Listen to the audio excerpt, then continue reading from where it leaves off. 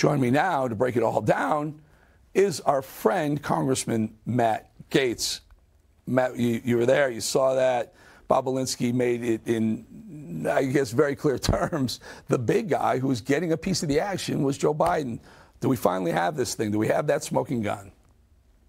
Undeniably, there was a fusion of Joe Biden's public service and Hunter Biden's business deals, but they weren't really a business at all. And that was what today was all about. You see, Eric, either these complex web of financial transactions and shell companies, either that was all in service of some legitimate economic enterprise, or it was all a cover, a veneer, a lie to facilitate money from foreign governments and foreign companies into the pockets of the Biden family. And I believe, as the Foreign Corrupt Practices Act indicates, that if you bribe a family member, that is essentially a way to get the principal public official to behave in a certain way. There was another term that was really brought to life today, Eric, and that is the Biden lift. Mr. Galanis, one of the former associates of Hunter Biden, said whenever a deal was getting stuck, whenever they weren't getting paid, whenever they needed that little extra push, it was Joe Biden's involvement that functioned as the Biden lift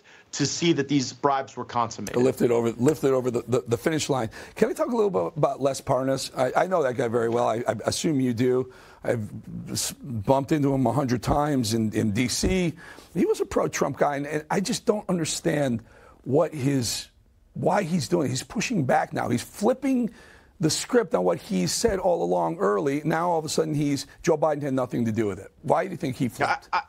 I don't know Lev well. I remember one time he tried to give me a campaign donation, and he looked like a Miami Vice extra reject. And so I said, Lev, I'd far prefer you just pray for me rather than make a financial donation. But think about it this way, Eric. The Democrats could have brought anyone today. They could have brought the accountants for Hunter Biden. They could have brought other clients. They could have brought other business associates. Heck, they could have even brought Joe Biden or Hunter Biden themselves to try to clear all this up, clear their name. Instead, the one person the Democrats invited was convicted felon Lev Parnas.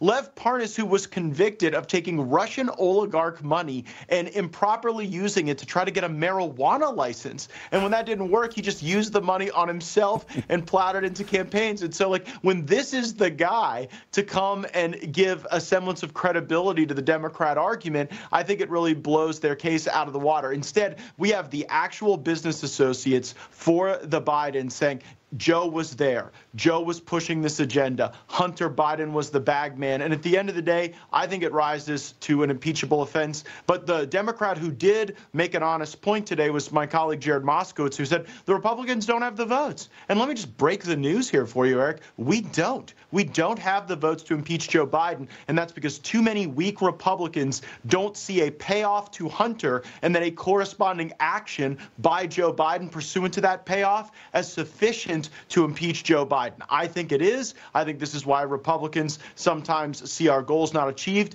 because we're not as vicious and we're not as together as the Democrats, and impeachment is no exception. Yeah, no, they've impeached Trump twice with nothing, and for some reason you can't get the GOP caucus to vote the same way. I don't get that.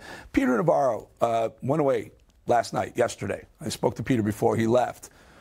It's dismaying to hear that he's going to go away for 4 to 5 months in federal prison when all he did, Congressman, is he decided not to testify to you guys. He decided not to bow to the altar of Congress. And it scares me as someone who wants smaller government, who wants government out of our lives, that they'll put someone behind bars if he chooses not to speak to you guys. I mean, it's not like he walked away from a court. It's Congress. He was making a legitimate argument about privilege, too, Eric. I mean, he wasn't just thumbing his nose and saying, screw you guys. There was a legitimate question about the extent to which one of the president's former senior advisors could be compelled to offer this testimony. And instead of resolving that in, I think, an appropriate legal way, you instead had the hard hand of criminal law coming down on Peter Navarro. It is a stain on this nation that Peter Navarro is serving 1 minute in federal prison for, again, raising a legitimate question about executive privilege and really a legitimate question about the January 6th committee. Remember,